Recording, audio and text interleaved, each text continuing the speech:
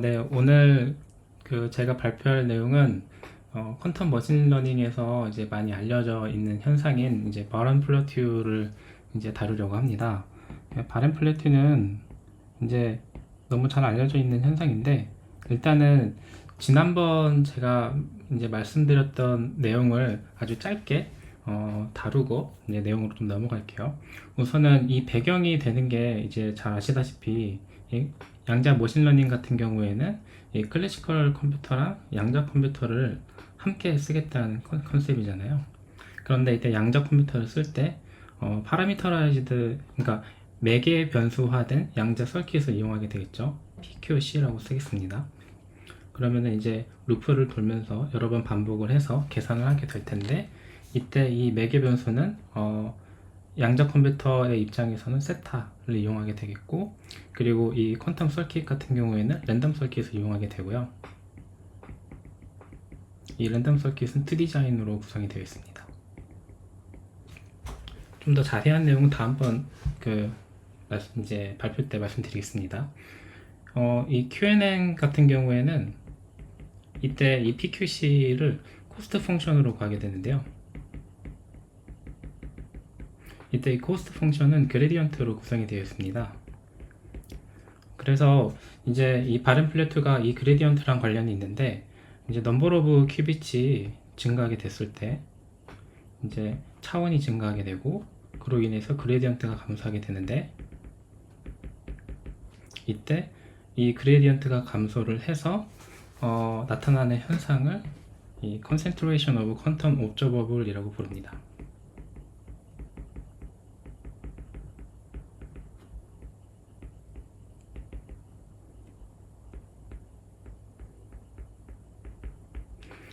이게 어떻게 이제 실제 현상이 나타나는지 좀 시각화를 해서 보여드리자면, 이제 그 n차원의 스피어를 이제 나타낸다고 했을 때 이렇게 그릴 수 있을 거고, 그리고 이 적도 부근에, 이렇게 적도 부근 근처에 이 평균과 가까운 t가 형상이 된다고, 이제 생성이 된다고 볼 수 있을 거고요. 이 생성된다는 거는 그레디언트들이 적도 부근으로 모인다는 걸 말씀드리는 겁니다. 그래서 여기 이 유니터리가 어떤 이렇게 왔다 갔다 할 수 있는 작용을 나타낸다면은, 이 작용이 나타내는 범위는 이 펑션을 봤을 때 함수는 이렇게 돼 있고 x가 이렇게 돼 있다고 했을 때, 이 함수의 평균값 c 이렇게 있다고 했을 때, 이 평균 근처에, 그리고 이 값의 차이가 이제 입실론이라고 했을 때, 그러니까 이 입실론은 이 유니터리 펑션을 통해서 움직일 수 있는, 그리고 나타낸 이 각각의 이 위치들은 표현할 수 있는 그레디언트들의 값이라고 보시면 될 것 같고요. 아무리 이 유니터리를 움직여도 이 입실론을 벗어나지 못합니다. 그래서 이 현상이 이제 두 가지를 의미하는데요. 다시 요약해서 말씀드리면, 하나는 이제 에버레이지로, 평균으로 이제 다 모인다, 그레디언트가. 그리고 두 번째는 exponentially small probability, 그러니까 어떤 랜덤 워크를 하는 이런 어떤 작용이 있을 때, 얘네들은 결국에는 아주 작은 확률로 이 평균을 벗어날 수 있다, 이런 뜻입니다. 그래서 표현은 이렇게 쓸 수 있을 것 같은데요.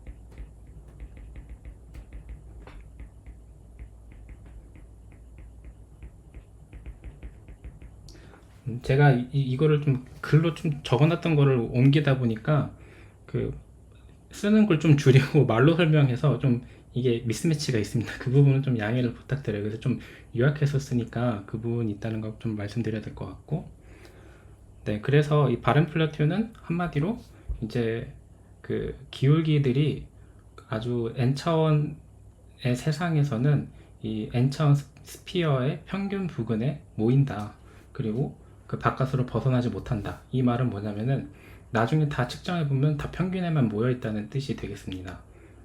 그러면 이게 어떤 문제를 일으키냐? 이제 머신러닝에서는 이 그레디언트의 이제 단차, 이제 그 단차를 통해서 이제 경로를 찾아가게 되는데, 얘는 이 평균에만 다 모여있다 보니까 그 단차가 존재하지 않게 돼요. 그래서 그림으로 좀 다르게 그리자면은 이렇게 그릴 수 있을 것 같거든요. 그러니까 보통 뭐 이제 제가 예전에 그림으로 보여드렸을 때는 이것도 리뷰가 되겠는데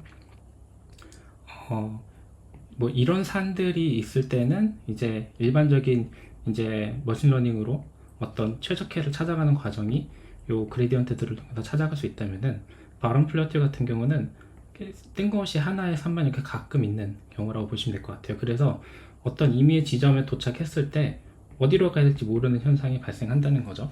좀 직관적으로 생각을 해본다면은 이제 너무너무 차원이 너무 많아지게 되니까 이제 어떤 점이 그 어떤 아주 큰 차원의 하나에 떨어지게 됐을 때 그 다음 지점으로 가야 되는 경로를 못 찾게 되는 상황이라고 이해하시면 될 것 같아요. 네, 이게 이제 바론 플래튜에 대한 이제 프리뷰, 이제 지난번 말씀드렸던 내용에 대한 요약이 되겠고요. 그럼 오늘은 이제 제가 뭘 말씀드리려고 하면 이 불모의 고원이라고 하는 이 현상이 사실은 이제 컴퓨터 과학 쪽에서는 이미 굉장히 오랜 시간 동안 연구가 됐던 내용이더라고요. 그래서 어떤 이름으로 연구가 많이 됐냐면 이제 Concentration of Major Phenomenon이라는 현상으로 연구가 많이 됐습니다.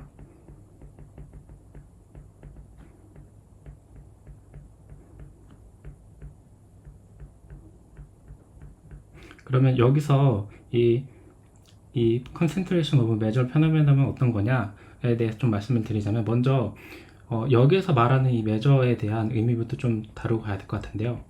우리는 보통 measure라고 하면은 어떤 뭐 측정한다 이렇게 생각을 하잖아요.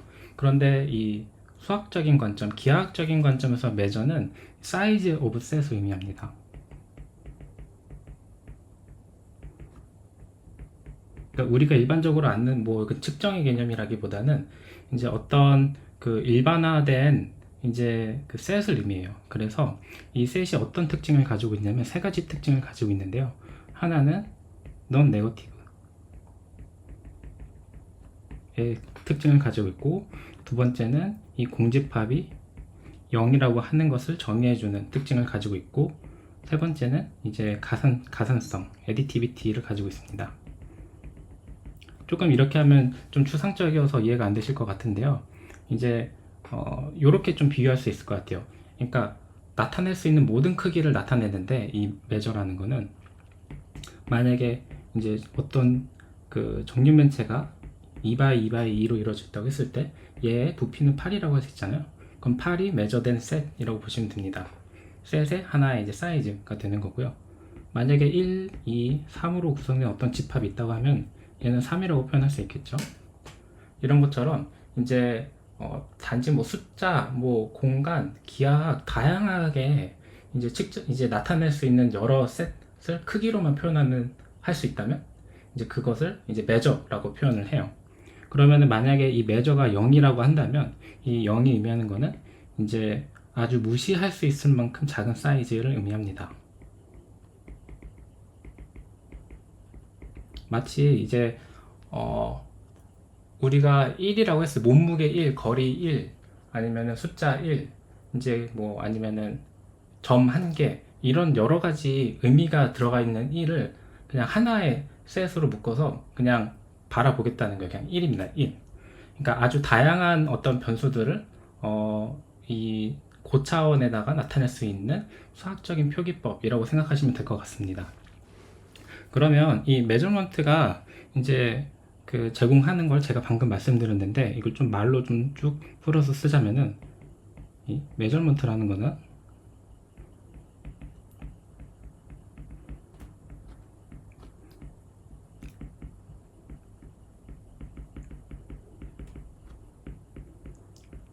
rigorous라는 말이 나오고요. rigorous way to define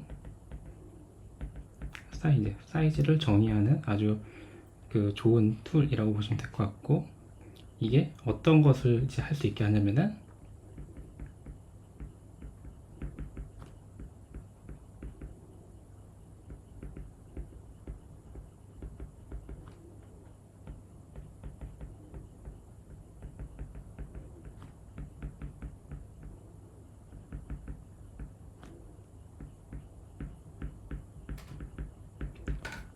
그러니까 이제 뭐 여러 가지로 나타낼 수 있는 어떤 이제 숫자들을 공간과 그리고 구조를 가지고 나타낼 수 있게 해주는 툴이라고 보시면 될 것 같아요. 수학적인 툴입니다.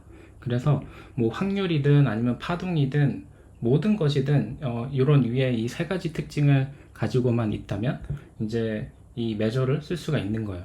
그러면 이 매저가 이제 차원이 증가했을 때 이 매저의 이 셋들이 어떻게 변하는지 이제 나타내는 것이 있는데, 그 중에 굉장히 유명한 현상이 있습니다. 그게 제가 위에서 말씀드렸던 이 concentration of measure phenomenon인데요. 이것에 대해서 이제 조금 이제 요약해서 설명을 드리자면은 이것도 똑같습니다. 이제 하이 디멘전, 그러니까 고차원에서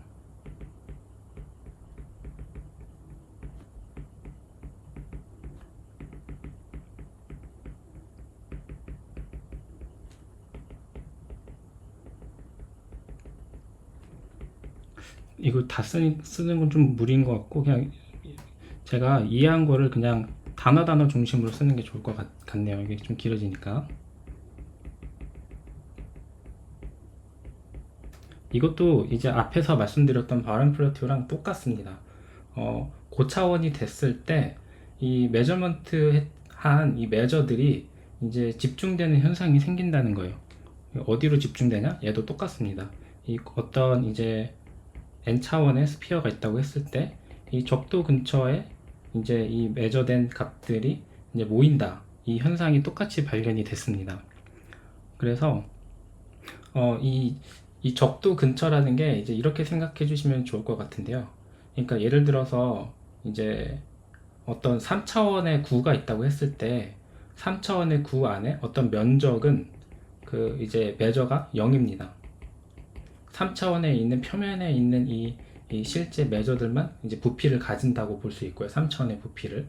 그러면은 이 n차원의 이 스피어에서는 적도 근처의 이 값들, 이제 나타난다는 것은 이 적도가 이제 적도를 하나의 이제 그 차원이라고 생각했을 때 그 차원과 수직인 이제 값들이 이 적도에 딱 나타나는 거고, 그것도 당연히 이제 n 차원의 이제 어떤 이제 부피가 0이 아닌 이제 음수가 아닌 0 이상의 부피를 가지고 있는 거고, n 차원의 부피입니다. 이 주변에 있는 것들은 그 평균값과 가까운 부피를 가지는 이제 그 값들이라고 보시면 되겠습니다.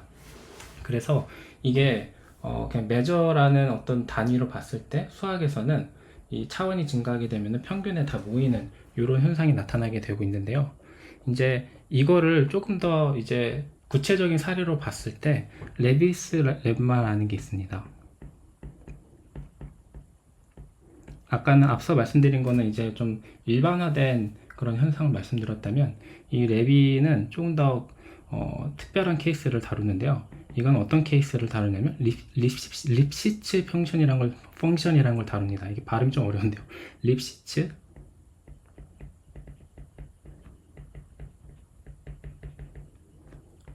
이 립시츠 펑션은 뭐냐면 이제 그 쉽게 그냥 수학적으로 바로 쓰면 이렇게 표현이 됩니다.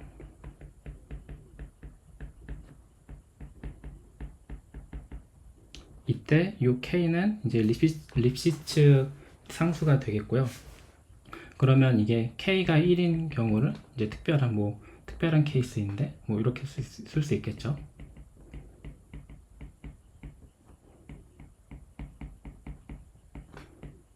그러면 이 립시츠 펑션이라는 게 이제 어떤 특징을 가지고 있냐면 이게 세 가지 특징을 가지고 있는데요. 이제 하나는 그 이 함수는 이제 급격하게 변화하는 걸 막습니다. 그게 무슨 말이냐면 이 함수 자체가 이런 특징을 가지고 있다 보니까, 이게 구체적인 예시가 있는데, 그러니까 예를 들어서 뭐 0.5에서 이제 일반적인 함수는 0.5가 있고 립시츠 함수는 이제 뭐 5가 있다고 했을 때, 얘가 예를 들어서 뭐 이제 1이 된다고 하고 얘가 이제 10이 된다고 하면은 일반적인 함수의 관점에서는 이제 0.5랑 5가 변한 거니까 아주 큰 거라고 생각할 수 있는데, 립시츠의 관점에서는 5와 10에 이 뺀 게 들어가게 되기 때문에 실제 차이는 이제 크게 나지 않게 됩니다. 그래서 100이 0.5분의 뭐 똑같이 이렇게 되겠죠. 리스위치의 관점에서는 이 크기 변화가 똑같은 거예요. 그래서 이게 무슨 말이냐면 차원이 증가해도 그 표의 그 구 표면에 있었던 어떤 그 값들의 거리가 크게 멀어지지 않게 된다는 특징을 가지고 있고요. 그래서 이런 특징 때문에 이제 이 급격한 변화를 막는 그 특징이 있습니다. 이제 빠른 변화를 이제 제한, 리밋이라고 하겠죠. 그리고 두 번째는 이 모든 포인트에 대해서 미분 가능하다는 특징을 가지고 있고요. 보시면은 이게 물론 여기 K가 있어서 조금 이제 복잡해 보일 수 있지만 사실은 요거를 밑으로 내려서 이렇게 만약에 쓴다면 요거는 1로 표현했지만 요런 경우는 이 왼쪽에 있는 게 저희 많이 익숙하잖아요. 이미 이 왼쪽에 x-y가 밑으로 들어간다는 순간부터 얘는 이제 미분과 굉장히 관련이 있게 되고, 그리고 그 값이 특정 상수 아래에 이제 항상 위치해야 된다는 걸 의미하는데, 이게 이제 위에서 말씀드린 급격한 변화를 막는다는 의미와 그리고 미분 가능하다는 뜻을 가지게 됩니다. 디퍼런셜 특징을 가지고 있고 디퍼런셜이라고 합니다. 그리고 세 번째는 아까 제가 이제 설명하면서 말씀드렸는데, 이게 n 차원이 이제 차원이 증가하게 됐을 때 이 점들, 이제 기존에 더 적은 차원에 있었던 함수들 간의 거리가 이제 크게 바뀌지 않는다고 말씀드렸잖아요. 그걸 이제 영어로 좀 표현을 하자면은 restrict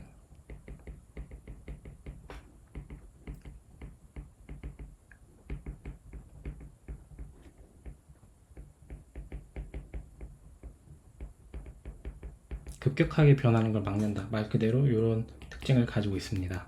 이게 이 립시츠 펑션이고, 이 레비스 렘마는 이 립시츠 펑션을 이용해서 이제 이용한 경우에 이 평균값이 고차원에서 똑같이 적도 근처에 모이게 된다는 걸 레비의 렘마라고 합니다. 그러면 이 레비의 렘마를 조금 더 자세히 설명드리려면 이제 이 레비 무등식을 설명을 드려야겠는데요.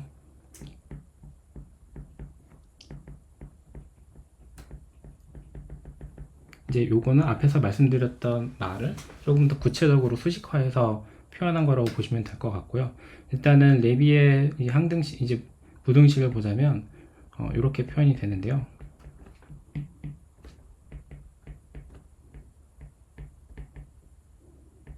미디안입니다. 그리고 이렇게 닫히고 t보다 크고, 이게 항상 이 익스포넨셜 마이너스 이 시그마 제곱분의 nt 제곱 이렇게 되는데, 이거 뭔가 그 앞에 이제 바람 플러티유에 뭔가 그 수식하고 좀 뭔가 비슷해지는 느낌이 좀 들지 않나요? 여기서부터 이제 이 부분은 다음에 좀 말씀드리려고 하는데요. 어쨌든 좀 비슷하게 보이는 게 익스포넨셜도 생기고 여기 차원도 생기고 이런 부분들이 뭔가 좀 익숙해집니다. 그리고 여기 안에 미디안이라는 거, 이제 평균이라는 거 이렇게 들어가게 되겠고, 이때 여기에서 이 f는 그 단위구의 sn-1 차원에서 립시츠 콘스턴트가 1일 때를 의미하고요. 그리고 이 미디안은 미디안이고, 이 시그마는 베리언스가 되겠습니다. 이때 이 레비의 불평등식을 증명하려면 세 단계를 겪어야 되는데요. 이게 조금 깁니다. 이게 수학적으로 좀 길어서 단계별로 가겠습니다. 먼저 이 레비의 부등식을 증명하려면 첫 번째로 마르코프 부등식을 알아야 됩니다.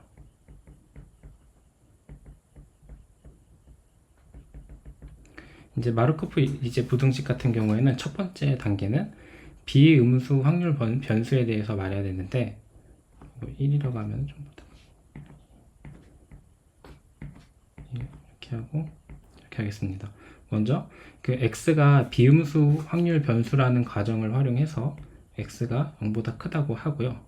그 다음에 두 번째는 이제 표본 공간하고 사건을 정리해야 되는데, 사건 A 같은 경우에 A를 A라고 정의를 할 수 있고요. 이게 의미하는 거는 이제 이 x가 a 이상인 경우를 의미합니다. 그리고 세 번째는 기대값을 정의하는데요. 이 기대값 같은 경우는 이제 보통 이렇게 2로 표현을 하죠. 그리고 이때 x 같은 경우에는 x의 이 가중치, 가중치가 아니고 기대값 이 x는 x에 대한 모든 가중평균을 취한 값이고, 그 다음에 이 x는 이제 이렇게 쓸 수 있겠죠. 방금 말씀드린 내용을 수식으로 쓰면, 이때 fx 같은 경우는 x의 누적 분포 함수를 의미하고요.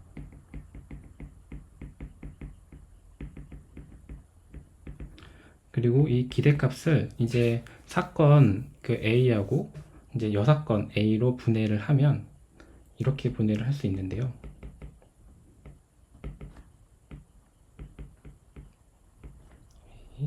X의 D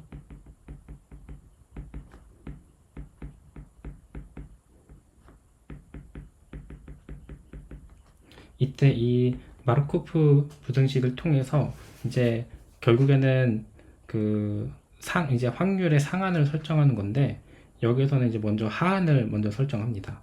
이제 x에 요거를 고려를 해서 x가 만약에 a보다 큰 경우에 이제 라지 x가 a보다 큰 경우에 스몰 x가 a이기 때문에 x를 a로 하한 설정을 할 수가 있고요. 그리고 만약에 이제 라지 x가 얘보다 큰데, 요거 같은 경우에는 위에서 a를 하한 설정한다고 했으니까 이 뒤에 오는 이 fx는 이 a가 되겠죠. a보다는 항상 크니까 df x는 a 인테그랄 x a df 이렇게 표현할 수가 있겠죠. 요거는 요거니까요. a가 나오고 a가 앞으로 빠져나옵니다. 그래서 이제 이 수식을 이용해서 여섯 번째 이제 부등식을 도출하게 되면은 이 기대값이라고 하는 거는 이렇게 나타낼 수가 있겠고, 그러면 최종 수식은 이걸 이제 a로 나누게 되면은 p의 x a분의 2 x라고 하는 마르코프 부등식이 얻어지게 됩니다. 그래서 이거는 어떤 확률이 어떤 값보다는 항상 작아야 된다라고 하는 상한을 의미를 해주고요. 그리고 두 번째는 체비셰프 부등식이라는 게 있습니다. 영어가 좀 복잡해서 그냥 한글로 쓰겠습니다.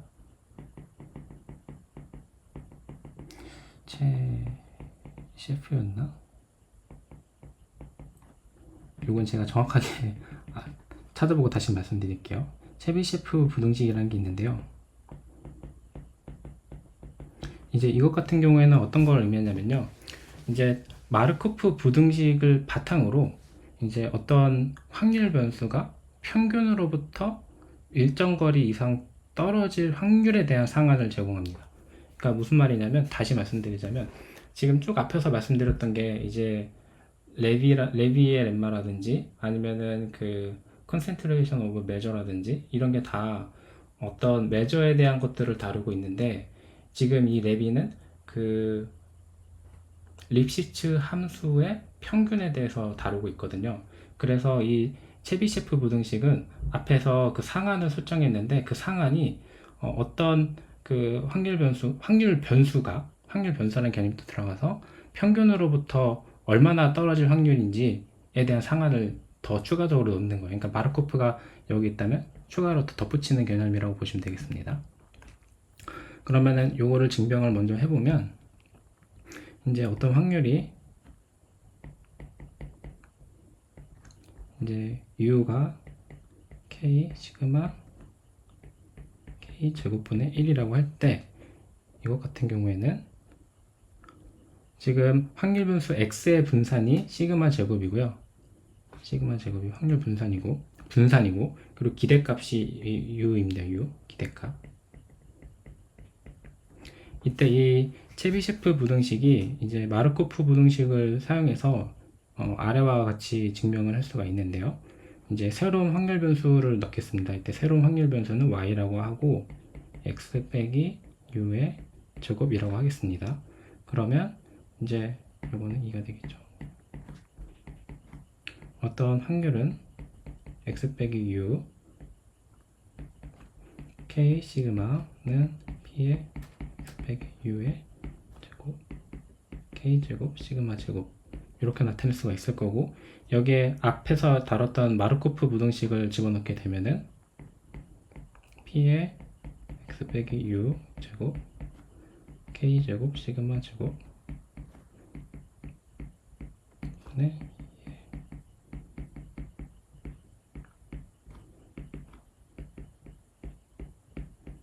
시그마 제곱 시그마 제곱이기 때문에 사라져서 k 제곱분의 1만 남아서, 따라서 앞에서 제가 여기다가 썼었던 요 수식이 나오게 됩니다. 그럼 이게 의미하는 거는 앞에 제가 앞서서 말씀드렸던 것처럼 이제 확률 변수가 이 평균으로부터 일정 거리 이상 떨어질 확률에 대한 상한, 요 상한이죠. 상한을 제공하게 됩니다. 이게 상한이에요. 그리고 이제 세 번째인데요. 이제 세 번째는 아조프 호프딩 부등식입니다.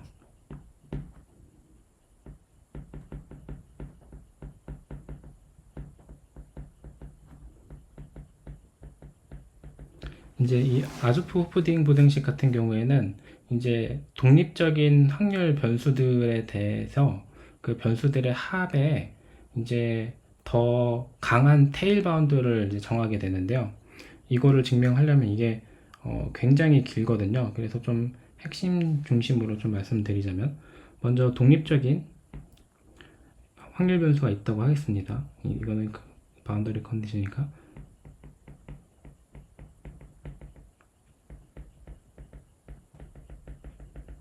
독립적인 확률 변수가 이제 x1부터 x2 그리고 xn까지 있다고 할게요. 그리고 이 각각의 범위는 이 ai부터 xi가 항상 이 범위 안에 있다고 하겠습니다. 그리고 이때 이 s의 n을 이걸 다 이 독립적인 확률 변수를 나타내는 이제 시그마 합이 되겠는데요. i는 1부터 n이고 x의 i라고 할 때 이 아래 수식이 성립하게 되는데요. 이 확률은 s의 n 빼기 2 s의 n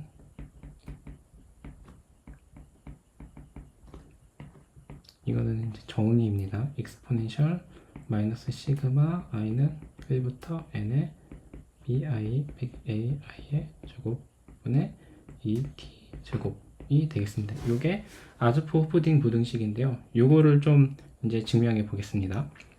이제 이거를 증명하려면 앞에서 다뤘던 마르코프 부등식하고 체비셰프 부등식을 같이 써야 되는데요. 이제 먼저 그 호프딩의 증명부터 먼저 하자면,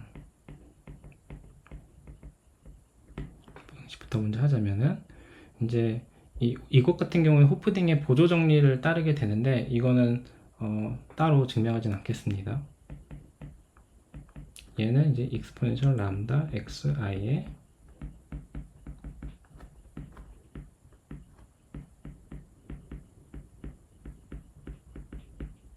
이 수식을 이제 따르는데요. 이 증명 과정을 이제 하나씩 따라가 보자면, 이제 먼저 다음과 같은 확률을 구하려고 하는데, p가 s의 n 빼기 2의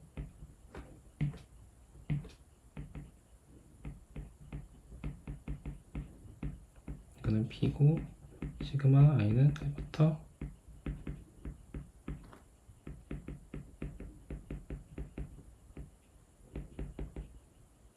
이렇게 되고요.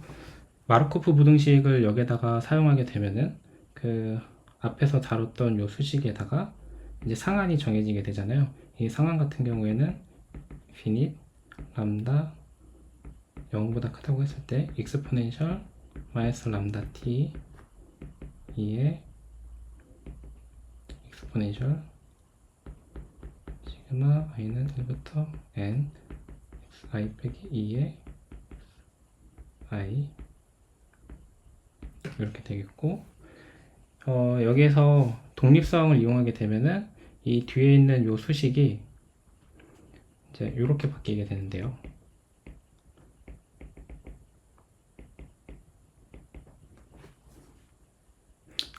아까 앞에서 additivity가 있다고 했잖아요. 그래서 이 additivity가 있어서 이렇게 수식을 바꿀 수가 있습니다.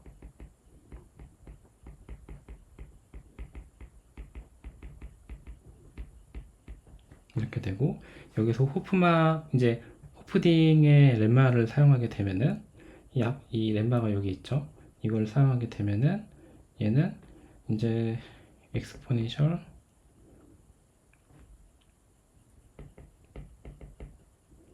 exp 거의 다 왔습니다.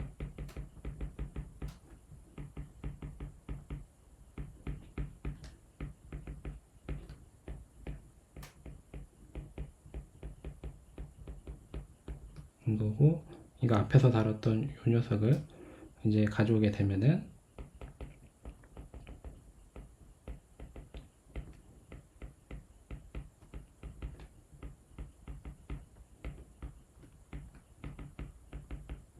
exp의 8분의 람다의 제곱 시그마 i는 1 n i ai의 제곱 이렇게 되고, 이거를 마르코프 부등식에 넣게 되면은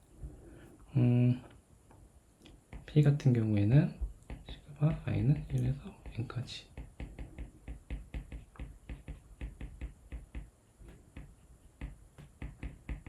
여기 있죠. 그리고 얘는 항상 람다가 0보다 크고 8분의 요 수식이 이렇게 오게 됩니다. 그래서 이거를 최적화를 해서 이제 람다를 시그마 i는 1부터 n까지 b-bi ai 분의 4t를 대입하게 되면은 이제 p는 i는 1에서 이게 마지막입니다.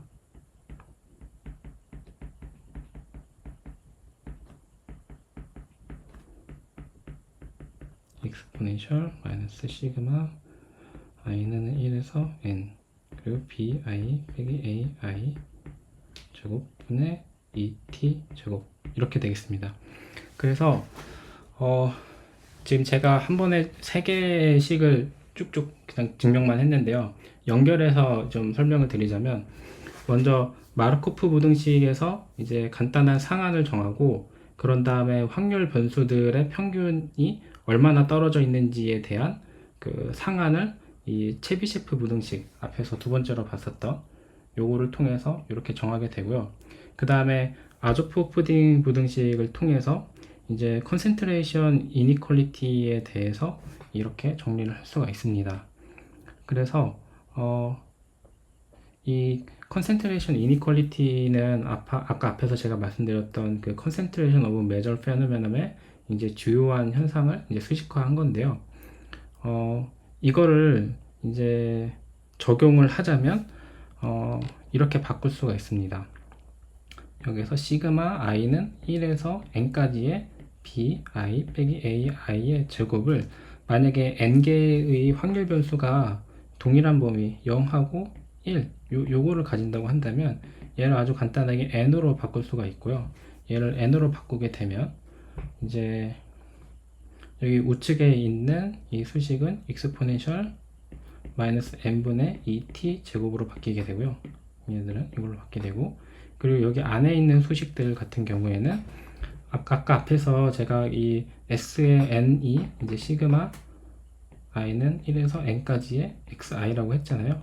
이러니까 2의 s의 n은 이라고 또 볼 수가 있겠죠. u 평균이라고 볼 수가 있으니까 이 수식 같은 경우는 p의 sn 빼기 u 이렇게 바뀌게 됩니다. 그리고 이 t가 되는 거고, 이 오른쪽에 오는 수식은 이렇게 앞에서 이 정리한 거대로 exponential 마이너스 n분의 2t 제곱 이렇게 정리가 됩니다. 그러면 이 수식이 이제 의미하는 것을 잘 생각해 보시면, 어떤 그 평균들의, 그러니까 어떤 이제 확률 변수들의 합이 평균으로부터 이 t만큼 떨어져 있는 확률이 이 차원의 익스포넨셜하게 관계가 있다는 걸 말해주고 있습니다. 그러면 이게 무슨 의미냐면 차원이 점점점 커지게 되면 n이 점점점 커지게 되면 어떻게 되죠? 여기에는 이 확률 값들이 점점 이제 줄어들어서 이제 이 t보다 바깥에 있는 확률들은 다 사라지게 되겠죠. 그래서 이제 평균에 다 모인다는 뜻입니다. 이게 구의 입장에서 생각해 보자면, 그래서 확률 변수들이 평균으로부터 이제 이 t만큼 벗어날 확률이 매우 적다는 것을 알 수가 있습니다. 그래서 이제 이거를 마지막으로 이제 레비의 정리랑 레비의 렘마랑 연결해서 설명을 드리자면, 그 레비의 렘마가 제가 아까 말씀드린 게 립시츠 함수가 이제 대부분의 값이 평균에 집중된다는 것을 말씀드렸잖아요. 그러니까 이렇게 되는 걸 말해주는 건데, 이게 그 특별한 경우죠. 립시츠라고 하는, 발음이 정말 어려운데요.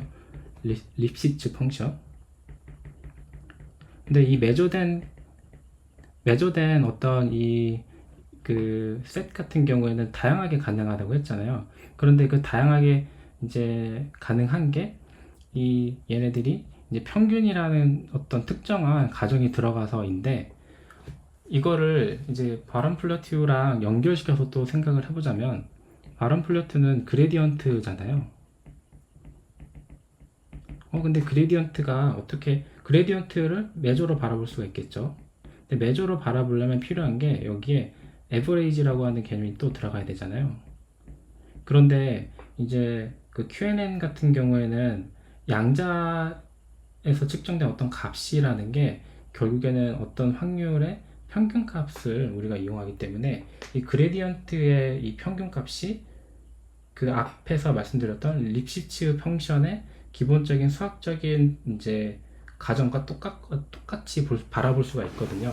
그러니까 립시츠 펑션의 어떤 메저라고 볼 수가 있는 거죠. 이 QNN에서의 그레디언트를. 네, 이런 연결 지점이 있고요. 레비의 렘마를 조금 더 정리를 해야 될 것 같은데요.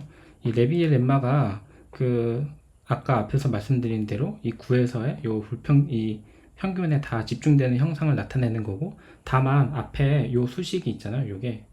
요걸 구사를 할까요? 좀 잘못된 것 같긴 하지만,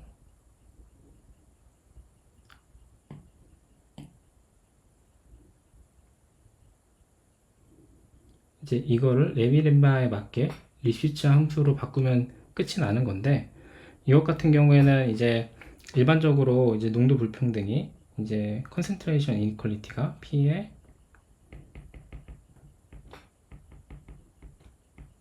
C의 2의 마이너스 AT 제곱 이렇게 나타낼 수가 있을 거고, 여기에서 레비 렘마 같은 경우에는 P의 그냥 이 X 대신에 함수, 어떤 특정한 함수가 되겠어. 평균을 나타내는 함수면 다 되는 거예요. 평균을 나타내는 어떤 함수가 이런 뮤의 관계에 있고, 그게 어떤 요런 거리, 아까 제가 입실론이라는 거 썼죠. 입실론으로부터 벗어날 확률이 되겠죠. 이거는 벗어날 확률이 2의 L 제곱분의 2의 M-1 T의 제곱, 이로 바뀌게 되는데, 이 부분은 조금 더 이제 생각이 필요한 부분입니다. 어쨌든 이 수식을 다시 돌이켜 보자면은, 이 입실론이라는 게 맨 처음에 제가 그림으로 그려서 보여드렸을 때 바람 플래튜에서 요 입실론을 의미해요. 요거랑 같은 거예요. 그래서 보시면은 이 랜덤 워크를 해서 얘네들이 어떤 유니터리 작용이 계속 일어난다고 했을 때 이 입실론을 벗어나지 못하는 게 이 바람 플래튜 현상이잖아요. 그런데 똑같은 현상이 이 그 메저라고 하는 이제 어떤 것이든 셋으로 나타내서 그거를 차원으로 표현할 때, 그 중에서도 평균, 그 안에서도 이제 립시츠 펑션이라고 하는 거리에 대한 이제 거리가 너무 멀리 가지 않도록 하는 펑션을 작용하게 됐을 땐 지금과 같이 똑같은 현상이 발생하는 것을 보실 수가 있습니다.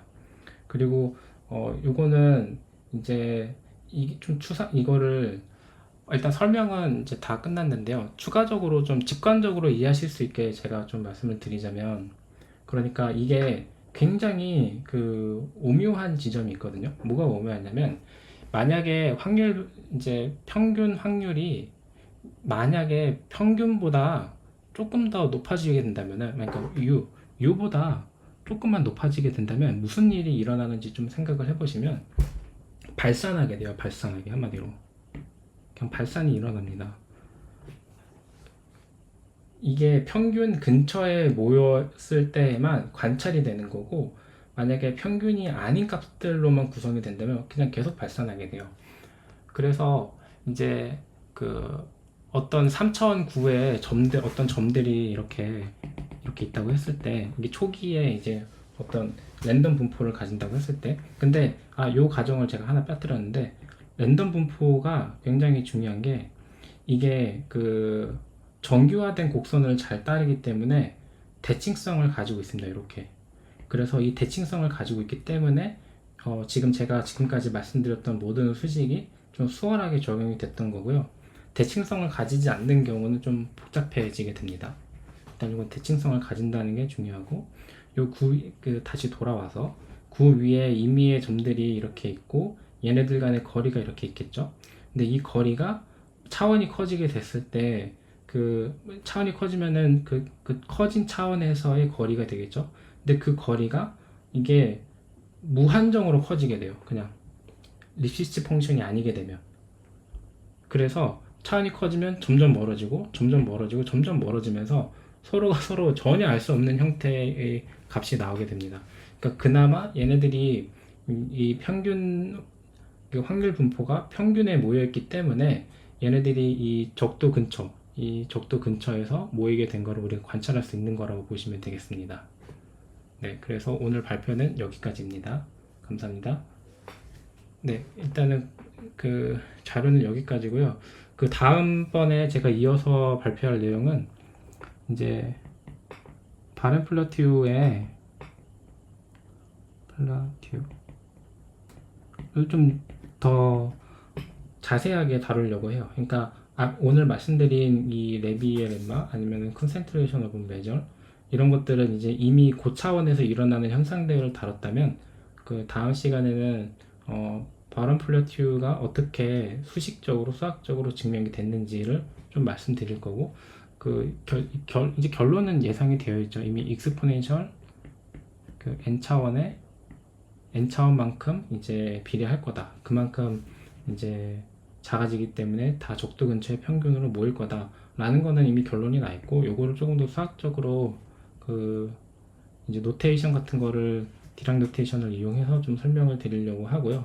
그 다음번에 세 번째는 요게 바렌플라티우를 그러면 지금 현재 어떤 형태로 극복하려고 하는지, 네 가지 케이스, 극복하려는 케이스랑, 그리고 얘네들이 어떤 이제 사건이 있을 때 이 매저가 관찰이 되는지, 요것도 좀 다양합니다.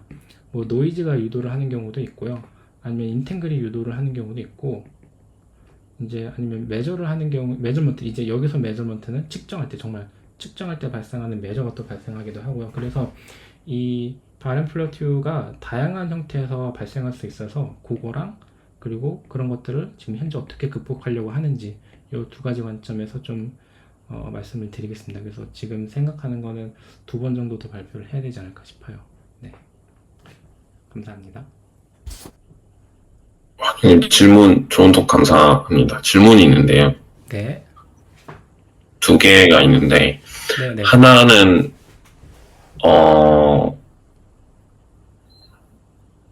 잠깐만요. 그러니까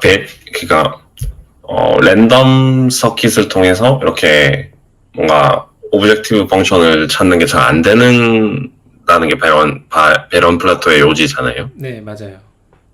근데 베리에이셔널 알고리즘들은 네. 또 그럭저럭 워크아웃 하는 경우가 많잖아요. 그게 이제 네. 보통은 2디자인된 안사치들이 그 규칙적으로 배열되어 있기 때문에 그 랜덤 워크 자체가 일단은 완전 랜덤성을 띠는 걸로 알고 있거든요. 그런데 동욱님이 말씀하신 그 해를 찾게 되는 경우는 이제 차원이 작거나 아니면은 특정 해를 가지고 있는 경우인 것 같은데요. 제가 이해한 건 그렇습니다. 프라블럼 자체가 조금 다른 경우일 수 있다는 거네요. 네. 그리고 또 퀘스천 하나는 클래시컬 머신러닝은 그러면 네네. 왜 레비 펑션이 아니기 때문에 레비 펑션 맞나요? 아까 그 네, 기울기가 작은 레벨만. 그 컴퓨터를 만족을 안 하기 때문에 워크아웃 하는 건가요? 아니요. 이게 이미 이 현상들이 있었어요. 그래서, 근데, 고전에서는 스팔시티를 잘 활용해서 데이터를 이미, 굉장히 축소해서 특정 데이터로 찾아가게끔 알고리즘을 적용해서 쓰고 있는 거더라고요. 그러니까, 어떻게 보면은, 제가 세 번째 톡 때 말씀드릴 내용인데, 바른 플러티도 이거를 극복하기 위해서 측정이나 아니면 안사치나 아니면은 안사치 구조를 조금씩 바꾼다든지 해서 특정 경로에 찾아가게끔 이걸 해를 찾아가듯이 고전에서는 이미 똑같이 그거를 경로 설정을 잘 한다든지 아니면은 뭐 불필요한 거는 축소해버려서 없앤다든지 아니면 특정 가정을 넣어서 특정 경로로 빠져나가게 한다든지 이런 것들을 그 학습하는 과정에서 중간중간에 넣어놔서 해를 찾아가게 해놨어요. 그러니까 이게 그 머신러닝을 연구하는 사람들이 이거 머신러닝 연구할 때 똑같이 웨이트 이제 보면 매트릭스가 계속 커지잖아요. 그거 어떻게 할 거냐에 대한 고민에서 시작한 거고 이미 지금은 이런 것들을 잘 이제 해결한 상태로 온 거고 근데 양자 컴퓨터 같은 경우는 이제 그 인탱글이 훨씬 더 깊은 상황이죠. 훨씬 더 이제 진짜 차원이 말도 안 되게 깊은 상황이라서 이걸 어떻게 컨트롤할 거냐라는 지금 해답을 찾으려고 노력하는 거죠. 양자적인 서킷 내에서. 어쨌든 이 고전도 똑같이 문제가 있었습니다. 그게 근데 네네. 클래시컬 머신러닝에서 왜 렐루 펑션이나 타젠트 하이퍼블릭으로 이렇게 막 제가 용어를 잘 모르지만 액티베이션 펑션 같은 거 막 바꾸잖아요. 원래는 그냥 네네. 리니어한 걸 했다가 스텝와이즈 하는 걸 했다가 네네. 그거랑은 또 다른 스토리인 건가요? 제가 렐루에 대한 풀 스토리를 잘 알지 못해서 지금 대답 드릴 수 있는 내용은 아닌 것 같습니다. 네. 관련 제가 내용은 좀 잘 더 모르겠습니다. 찾아보겠습니다. 감사합니다. 네, 그럼 또 질문 있으실까요? 네, 그럼 오늘 스터디는 여기까지 하도록 하겠습니다. 네, 그럼 고생 많으셨습니다.